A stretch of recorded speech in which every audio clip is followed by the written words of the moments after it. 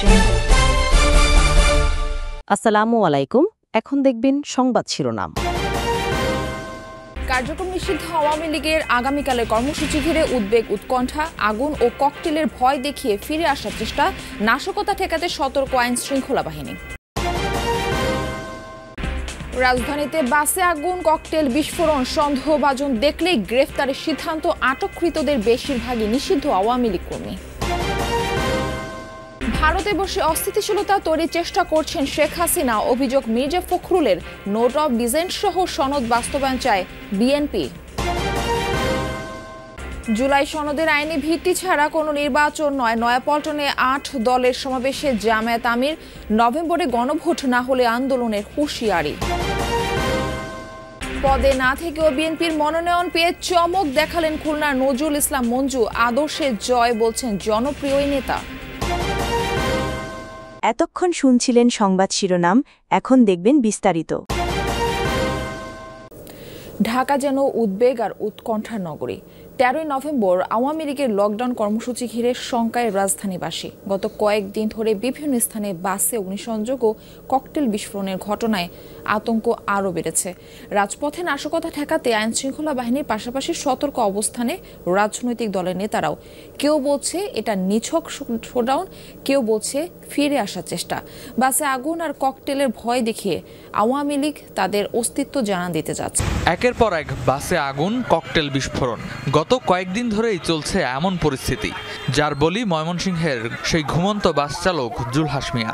রাজধানী সহ দেশের বিভিন্ন স্থানে আগুন আর ককটেল বিস্ফোরণের ঘটনায় বাড়ছে উদ্বেগ। 13 নভেম্বরের কর্মসূচি ঘিরে কার্যক্রম নিষিদ্ধ দল আওয়ামী লীগের সম্ভাব্য নাশকতা প্রতিরোধে আইন শৃঙ্খলা বাহিনীর পাশাপাশি সব রাজনৈতিক দলকে মাঠে থাকার আহ্বান সরকারের। এ অবস্থায় রাজনৈতিক দলগুলোর পরিকল্পনা কি?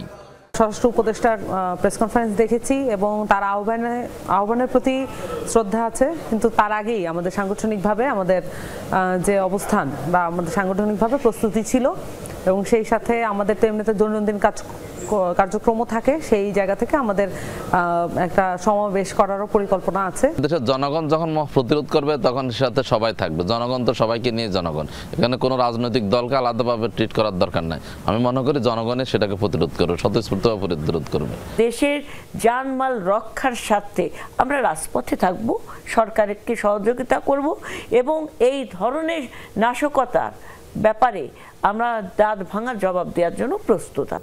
রাজধানীর পুরান ঢাকার সূত্রাপুরে মালঞ্চ পরিবহনের একটি যাত্রীবাহী বাসে আগুন দিয়েছে দুর্বৃত্তরা, তবে এই ঘটনায় কেউ হতাহত হয়নি। মঙ্গলবার সন্ধ্যা 6টায় সূত্রাপুর ফায়ার সার্ভিসের গেটের সামনে বাসটিতে আগুন দেয়। ফায়ার সার্ভিসের সদস্যরা 10 মিনিটের মধ্যে আগুন নিভিয়ে ফেলে। এদিকে রাজধানীর ধানমন্ডির আন্তর্জাতিক অপরাধ ট্রাইব্যুনালের তদন্ত সংস্থার অফিসের সামনে ককটেল বিস্ফোরণ ঘটায় দুর্বৃত্তরা। এসব ঘটনায় কাউকে আটক করতে পারেনি পুলিশ। পরিকল্পিতভাবে একটি নিষিদ্ধ দল দেশ অস্থিতিশীল করার অপচেষ্টা করছে। গত 24 ঘন্টায় নাশকতার অভিযোগে 17টি মামলা ও 50 জনকে গ্রেপ্তার করেছে ডিএমপি। এসব তথ্য জানিয়েছেন ডিএমপির কমিশনার শেখ মোহাম্মদ সাজ্জাদ আলী। আইনশৃঙ্খলা পরিস্থিতি নিয়ে দুপুরে ডিএমপির মিডিয়া সেন্টারে ব্রিফিংয়ে তিনি জানান, অক্টোবর থেকে নিষিদ্ধ আওয়ামী লীগের 14টি মিছিলে জড়িত থাকার অভিযোগে 552 জনকে গ্রেপ্তার করা হয়েছে, যাদের বেশিরভাগই ঢাকার বাইরে থেকে টাকার বিনিময়ে আনা হয়েছিল। মিছিলে অপ্রাপ্তবয়স্কদের ব্যবহার করার কথাও জানান কমিশনার। তাই মেস হোটেলে ভাড়াটিয়া তোলার, ভোটার আইডি যাচাই, পরিবহন অরক্ষিত না রাখা সহ নিরাপত্তা জোরদারের নির্দেশ দেন ডিএমপি কমিশনার। 13ই নভেম্বর নিয়ে শঙ্কার কোনো কারণ নেই জানিয়ে তিনি বলেন, সেদিন নিরাপত্তা আরও বাড়ানো হবে। আইনজীবীদের আদালতে যেতে বাধা দেওয়ার সুযোগ নেই। গত কয়েকদিনে রাজধানী বিভিন্ন স্থানে ককটেল সদৃশ্য বস্তু নিক্ষেপ এবং বিভিন্ন যানবাহনে সংযোগের মাধ্যমে জনমনে আতঙ্ক ছড়ানো সহ আইনশৃঙ্খলা বিনষ্ট করার অপচেষ্টা অব্যাহত আছে। কার্যক্রম নিষিদ্ধ একটি দল ও সহযোগী সংগঠনের নেতাকর্মীরা আত্মগোপনে থেকে রাজনৈতিক কর্মকাণ্ড পরিচালনা করার অপচেষ্টা করছে। এরই অংশ হিসেবে রাজধানীর বিভিন্ন স্থানে ঝটিকা মিছিলের মাধ্যমে জনমনে আতঙ্ক সৃষ্টির চেষ্টা করছে। অস্ত্রধারী সন্ত্রাসী দেখা মাত্র ব্রাশ ফায়ার করার নির্দেশ দিয়েছেন Chittagong metropolitan police commissioner Hasib Aziz. মঙ্গলবার দুপুরে সিএমপির সব থানা ফাঁড়িতে দায়িত্বরত সহ সকল পুলিশ সদস্যদের বেতার বার্তা কমিশনার মৌখিকভাবে এই নির্দেশনা দেয়। এই নির্দেশনা শুধু কথার মধ্যে সীমাবদ্ধ থাকবে না বলেও হুঁশিয়ারি দেন তিনি। কমিশনার জানান 2024 সালের 6, 7 ও 8 আগস্ট চট্টগ্রাম শহরে বিভিন্ন থানা থেকে পুলিশের অস্ত্র লুট হয়েছে। অনেক অস্ত্র বাইরে চলে গেছে। এসব অস্ত্র সন্ত্রাসীদের কাছে আছে কিনা বা অপরাধমূলক কাজে ব্যবহার হচ্ছে কিনা সে বিষয়ে পুলিশ নিশ্চিত নয়। এই প্রেক্ষাপটে অস্ত্রধারী সন্ত্রাসী দেখলে গুলি করার নির্দেশনা দেওয়া হয়েছে বলে জানান তিনি। জুলাই সনদ না মানলে 26 সালে কোনো নির্বাচন হবে না, এমন মন্তব্য করেছেন জামায়াতে ইসলামীর আমির ডাক্তার শফিকুর রহমান। মঙ্গলবার পল্টন মোড়ে 7 দল আয়োজিত মহাসমাবেশে এই মন্তব্য করেন তিনি। বলেন, জুলাই সনদের আইনি ভিত্তি ছাড়া দেশে কোনো নির্বাচন হবে না। সমাবেশে নভেম্বরে গণভোটের দাবিতে কঠোর আন্দোলনের হুঁশিয়ারি দেন 8 দলের নেতারা। জামায়াতে ইসলামী সহ সমমনা 8 দলের মহাসমাবেশ। 5 দফা দাবিতে যুগপথ আন্দোলন করে আসছে দলগুলো। মঙ্গলবার দুপুরের আগেই পল্টনের সমাবেশে যোগ দিতে দলে দলে আসতে থাকেন নেতাকর্মীরা। হাতে ছিল নিজ নিজ দলের পতাকা আর মুখে ছিল স্লোগান।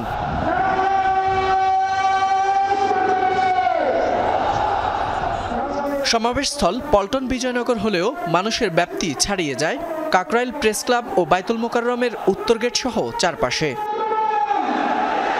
সমাবেশে বক্তব্য রাখেন ইসলামী আন্দোলন, খেলাপথে মজলিস, জাকপা, খেলাপথ আন্দোলন, বাংলাদেশ খেলাপথ মজলিস, নিজামে ইসলাম পার্টি ও বাংলাদেশ ডেভেলপমেন্ট পার্টির নেতারা।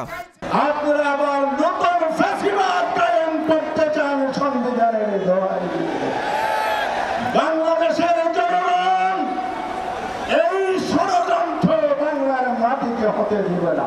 কোন শক্তি যদি ফ্যাসিবাদী শক্তিকে বাংলাদেশে পুনর্বাসন করার চেষ্টা করে, আমরা 8 দল জনগণকে নিয়ে রুখে দাঁড়াবো ইনশাআল্লাহ।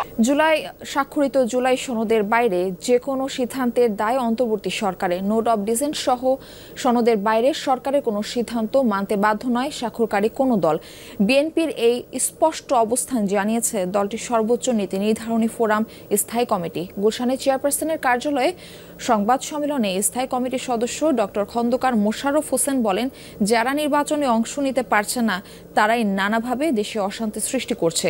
যে কোনো দল সনদের বাইরে অযৌক্তিক ও নতুন নতুন ইস্যু তৈরি করছে বলে মন্তব্য করেন স্থায়ী কমিটির আরেক সদস্য সালাউদ্দিন আহমদ। বিভিন্ন রাজনৈতিক দলের ভিন্নমত সংক্রান্ত নোট অব ডিসেন্ট সহ সংসদ ভবনের দক্ষিণ প্লাজায় জুলাই সনদ স্বাক্ষরিত হয় 17 অক্টোবর। এর 10 দিন পর 28 অক্টোবর সেই নোট অব ডিসেন্ট বাদ দিয়ে জুলাই সনদ বাস্তবায়ন প্রক্রিয়ার সুপারিশ চূড়ান্ত করে ঐকমত্য কমিশন। সরকারের বিরুদ্ধে প্রতারণার অভিযোগ তোলে বিএনপি সহ সমমনা দলগুলো। এসব নিয়ে রাজনৈতিক দলগুলোকে নিজেদের মধ্যে আলোচনা করতে সরকারের বেঁধে দেয়া 1 সপ্তাহের সময়ও শেষ। সোমবার রাতে গুলশানে ভারপ্রাপ্ত চেয়ারম্যান তারেক রহমানের সভাপতিত্বে অনুষ্ঠিত হয় বিএনপির স্থায়ী কমিটি বৈঠক। আলোচনা হয় সমসাময়িক রাজনীতি আর জুলাই সনদের আইনি ভিত্তির বিষয়ে। মঙ্গলবার সংবাদ সম্মেলনে তুলে ধরা হয় স্থায়ী কমিটির সিদ্ধান্ত। ডক্টর খন্দকার মোশাররফ হোসেন বলেন, জুলাই সনদ নিয়ে সরকারের কোনো উপদেষ্টার বক্তব্য বিভ্রান্তিকর এবং ঐকমত্য কমিশনে গৃহীত সিদ্ধান্ত অগ্রাহ্য করার শামিল।